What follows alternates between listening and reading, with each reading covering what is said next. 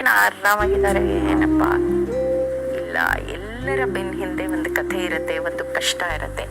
ಆ ಕಷ್ಟವನ್ನ ಎದುರಿಸಿ ಮೆಟ್ಟು ನಿಂತು ಅದು ಇಲ್ಲದ ಹಾಗೆ ನಕ್ಕು ಬದುಕನ್ನ ಸವಾಲಾಗಿ ತಗೊಳ್ಳೋದೇ ಬದುಕು ಅಂತ ನಾ ಹೇಳೋದು.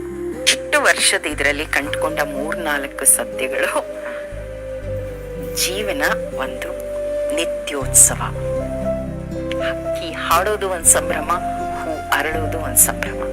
ಅದನ್ನ ನೋಡುವ ದೃಷ್ಟಿ ನಮಗ್ ಬರಬೇಕು. ಒಂದು ಇಷ್ಟು ಕೋಟಿ ಜನ ಇದ್ದಾರೆ ಅಂದ್ರೆ ಅಷ್ಟು ಕೋಟಿ ಮನಸ್ಸುಗಳಿರುತ್ತೆ, ಅಷ್ಟು ಕೋಟಿ ಆಸೆ ಆಕಾಂಕ್ಷೆಗಳು, ಪರ ವಿರೋಧ ನಿಲುವುಗಳಿರುತ್ತೆ.